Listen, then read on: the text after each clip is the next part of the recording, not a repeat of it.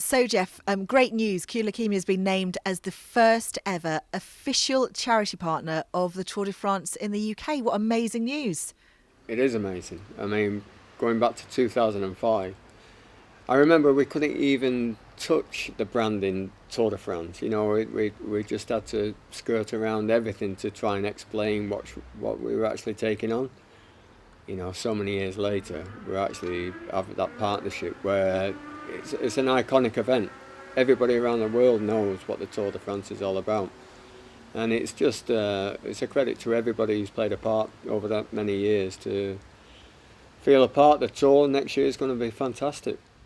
It absolutely is. Your fifth and final Yeah, Tour de France. my final one. That's the most Oh, important bit. The are you sure final. about that? I am sure. Okay, there you go. But I mean, as you said there, you mentioned the Tour de France. Everyone knows the Tour de France. It is one of the most iconic sporting events in the whole world. So to have Leukemia's name associated with that, I mean, that's immense, isn't it? It is huge, and I just think it's going to take probably a couple of months to allow everybody to realise what that actually means. But I think it's been so important the work Your Leukemia has been undertaking, especially over the last couple of years with funding the TAP. And I think it's credit to everybody within the charity and with who's been attached to the charity for many years, because it's been a long time coming. But the message has always been the same. We're there for patients, and we're trying to make a difference for patients, and what we're doing is making a difference. And everybody knows it's difficult raising money in these current times, but the focus has never wavered with the people within the charity, with James at the helm. It is all about patients and giving them the best opportunity, and being recognised by something as iconic as the tour, being associated with the tour is again just shows how much we've been spreading the word and how important our message is, and people are starting to listen. Now, I know you said there everything you do is always about the patients. That's who you have in your mind when you go and do these things. The Tour 21, obviously this year had to be postponed because of COVID-19 and travel restrictions. But next year, I mean, you're already gearing up for this, aren't you? And everyone who's signed up is still up for the challenge next year, which is pretty amazing. It is, and I think I'm a great believer. I'm far from religious, but I'm a great believer. Things happen for a reason. And I think having a year delay on this, we've got some fantastic people who have signed up for this year, and we're frustrated it's not happening. But I think they recognise, once they hear the news as well, what's happening next year, they will be doubly excited. And the attraction is that we're going to attract so many more people to this event, not just next year. This is going to really catapult us into everybody's mindset when it comes to this big challenge, the Tour de France, and it's may continue for many years. Are you quite glad you've got a year off this year so you can focus on your training for next year? I'm always lastminute.com regarding training, but I keep going back to what sometimes I have to remind myself why I'm putting myself through this, and it is about patience, and we've got so many people up and down the country that we're supporting now, and so many stories that are coming in, and they're the ones that are going to inspire, and getting people that are not attached. We've got Doug McKinnon now, who's a patron of the charity. When I first met him a number of years ago, he wasn't attached to this word leukemia. He's had nobody in his family that had been touched by it, but now he is. Just doing the event, he's such a great supporter, and he's a massive sort of inspiration himself. He proves to people that you can play a major part in a charity, that and you're just doing it for the people he's met over the years. So you've got a great team for the Tour 21, but you're always on the lookout for anyone else who might want to join you.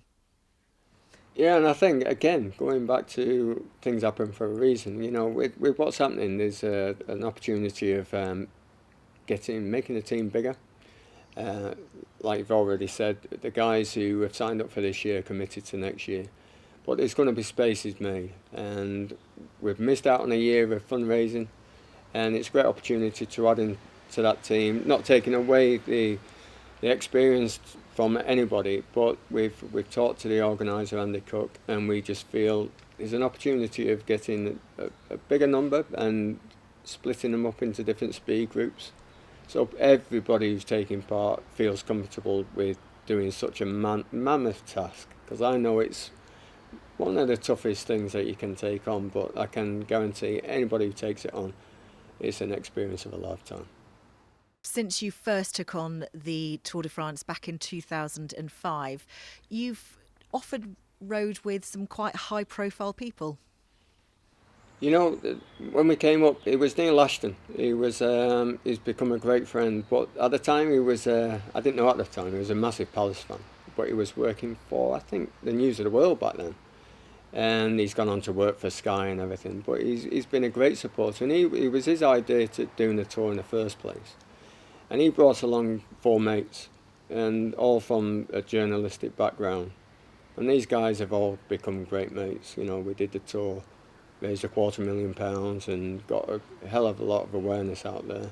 Matt Lawton, Matt Dickinson, you know, these guys have been great supporters for way over 15, 20 years now. And the family gets bigger. And there's so many names in the world of cycling that at first, you know, I was a former footballer, and some people thought, what right has he got to come into a sport that it was alien, and it was alien to me. But the respect that we got from doing it, and we did it properly, we did every single mile, I think that allowed us to grow within that sport as well, and awareness. And that's, you know, that, I'm so delighted that we've been recognised, and the tour itself, ASO, have recognised the work that we've undertaken, and you know, it's just going to grow bigger and bigger. People who like cycling, I mean, this is I mean, you can't get any better than doing the Tour de France, can you? I mean, as an experience, I mean, I know it's quite overwhelming, but just talk us through how it makes you feel and how you felt at the end, knowing you'd raised, you know, a hell of a lot of money. Yeah, I think every day is a challenge itself, and getting off the bike, you find every day the team gels together and gets stronger, and the backup team as well. And it is an emotional roller coaster. You know, you've got your massive challenges when you go into the Pyrenees and the Alps, and you find that from all different backgrounds and walks of life, the challenge just breaks you down into exactly what you are. You're an individual that needs help, and the team really sort of gels together to allow everybody to fulfill their dream of taking on such an iconic event. So reaching Paris is, I get goosebumps now. It's when I talk about Villa Park and beating Liverpool in the same way. It's a moment you will never ever forget. It's an experience that every time you know, I've done it a number of times, but it feels like the first time every time you enter Paris. Well, I know you've got a great team with you for next year. We always wish you all the very best, of course. Thank you for doing these things. And just brilliant news that Leukaemia has been named as the first ever official charity partner of the Tour de France in the UK.